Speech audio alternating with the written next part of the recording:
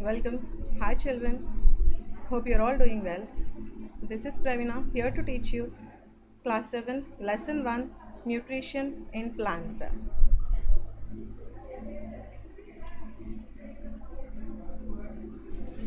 In class 6 you have studied that food is the major source to produce energy in an organism.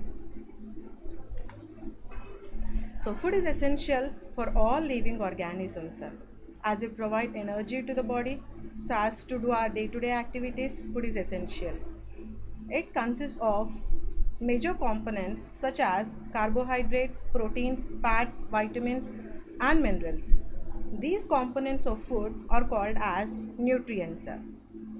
The intake of food and its utilization by the body is called as nutrition. So let us now see what are all the modes of nutrition in plants. As we all know that plants are the only living organisms on this planet which can prepare their own food material. So as the plant prepare their own food material, they are called as autotrophs. Auto means self, trophs means nourishment. They are also called as producers. On the other hand, there are few organisms which cannot prepare their own food. Those organisms which depend upon the other organisms for their food are called as heterotrophs. Heteros means others. As they consume the food from plants, they are also called as consumers. So here, as the plant prepare the food material, so do you know children which part of a plant prepares the food material? So here the leaves are called as the food factory of a plant.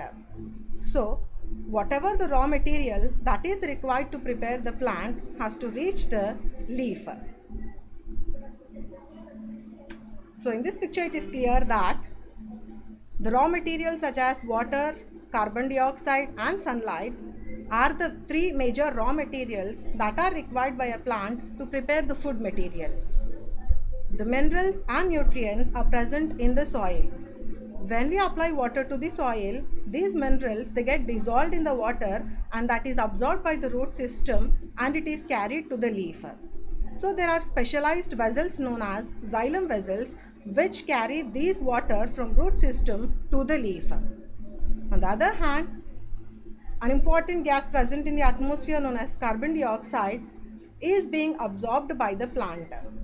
So the further absorption of carbon dioxide, the leaf, it consists of tiny pore-like structures known as stomata. It is with the help of these stomatal structures, the carbon dioxide is taken by the plant. You all know that the color of the leaf is green. Do you know why is it green in color? It is due to the presence of a pigment known as chlorophyll. Chlorophyll imparts green color to the leaf. So it is due to the presence of this pigment, it traps the solar energy and convert it into chemical energy. So you can say that sunlight is the ultimate source of energy in all organisms. So the three raw materials such as water, carbon dioxide and sunlight is essential for the preparation of photosynthesis in the presence of chlorophyll pigment. After the process of photosynthesis, here in this equation it is clear that carbon dioxide and water in the presence of sunlight and chlorophyll pigment are able to produce carbohydrate, water and oxygen is evolved as a gas. So the exchange of gases in the plant is taken through the stomatal structures. It gives out oxygen and takes in carbon dioxide. So here on the right side in the picture you can see that is the transfer section of the leaf. You can see the whole pore-like structures that is stoma which are surrounded by the guard cells. So these pores are responsible for the exchange of gases in plants. So here photo means light, synthesis means to produce. As this production of food it takes place in the presence of light, the complete process is known as photosynthesis. Beside leaves, the other green parts of a plant, whether maybe a stem or a branch, can also is able to prepare photosynthesis. In case of desert plants, they have scales or spine-like leaves. When you see the leaves of terrestrial land plants, they are broad enough. So the transpiration or the evaporation of water is more in such leaves. As the desert plants, as they grow in the water scarce areas, their leaves have been modified into scales or spines to reduce the loss of water by transpiration. So here the presence of starch in leaves, it indicates the occurrence of photosynthesis in plants. So what is formed in a leaf? Starch. It is a form of carbohydrate. So how can we prove that a leaf prepares starch? In the last class, we did an experiment with leaves, iodine test, which performs, when it is performed on a leaf, it shows the change in color. So when an iodine test is performed on a leaf, it changes its color either to blue or black, indicating the presence of starch in leaves. So starch is a form of carbohydrate. Yes, children, you might have seen slimy green patches in ponds or stagnant waters called as algae. So as this is green in color, it also consists of chlorophyll pigment and able to synthesize its own food material, but the food material other than carbohydrates. Carbohydrates are made up of carbon, hydrogen and oxygen. So these are used to synthesize other components of food such as proteins and fats. But proteins are nitrogenous substances which contain nitrogen. Then where do the plant get the nitrogen from? As we all know that nitrogen is found in the atmosphere in the gaseous form. So this nitrogen is utilized by the plant, but here the plants are unable to take in the nitrogen in the gaseous form. So here a kind of bacteria which is present in the soil absorbs this nitrogen and convert it into a usable form. So this nitrogen now is given to the soil. So the plant utilizes the nitrogen from the soil. It absorbs it through the root system. So here let us see. Till now we have seen what are all the modes of nutrition in plants, as such the autotrophic and heterotrophic. But there are other modes of nutrition in which a plant or an animal take in the food. So the first mode of nutrition here is parasitic nutrition. So the example is Cuscuta, known as amarbel. You might have seen yellow colored twining filament like twining plant. It doesn't have chlorophyll, so it can't prepare its own food material. So it has to depend upon other plants for its food. So here the Cuscuta plant, it grows on the branches of the other trees. It develops the root-like structures known as haustoria, through which it deprives the nutrients from the host plant. So such type of nutrition where an organism derive or deprive the nutrients from the host plant is called as parasitic nutrition, and such organisms which take in the nutrients from the host plants are called as parasite. Yes, secondly, here is the insectivorous plant. You can see the picture, right? A pitcher-like structure known as pitcher plant. It has a lid on its surface. Above the pitcher, a lid is present which can close and open.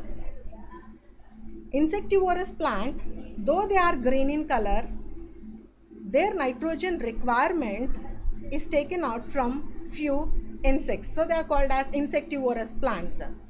As these plants mostly grow in nitrogen deficient areas, so as to meet their nitrogen requirement, they depend upon the insects.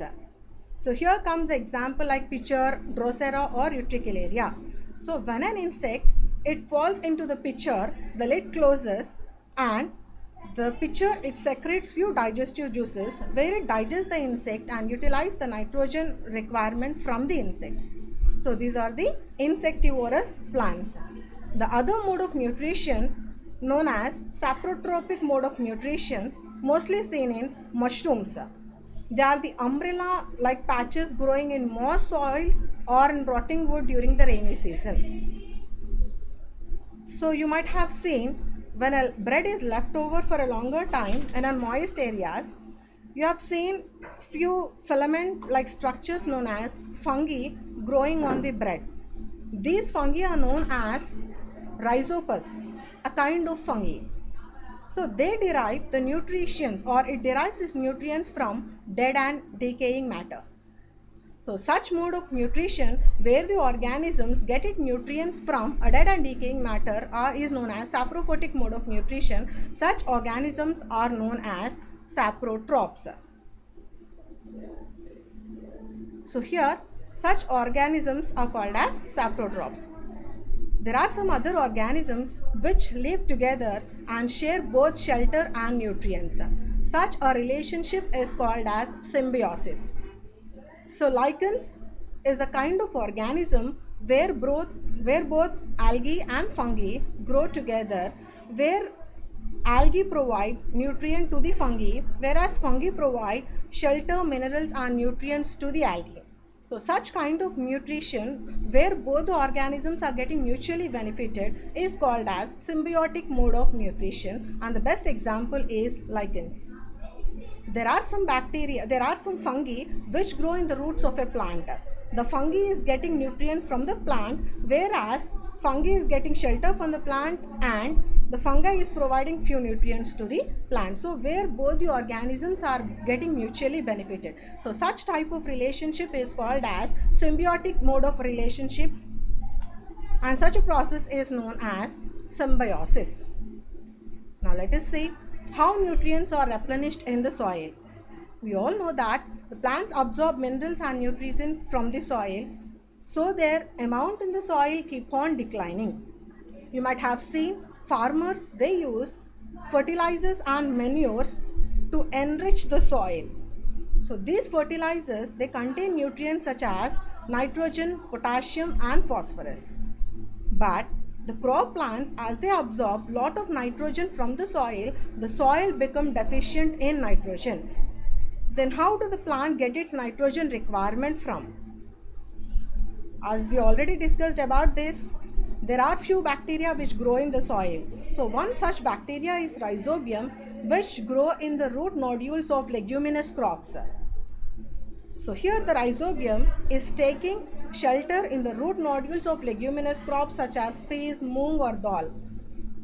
And here the plant is providing nutrients to the rhizobium, whereas rhizobium, it can take or trap the atmospheric nitrogen and convert them into the usable form and give it to the soil, give it to the plant. So here, as rhizobium is taking shelter, on the other hand, it is also giving nitrogen to the plant.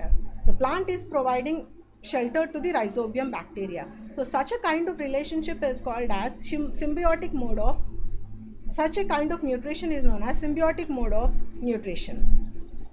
So in this chapter, you have learned that most of the plants are autotrophs. Only a few plants are parasitic or saprotrophic. They derive nutrition from other organisms, whereas all the animals are categorized as heterotrophs. Thank you.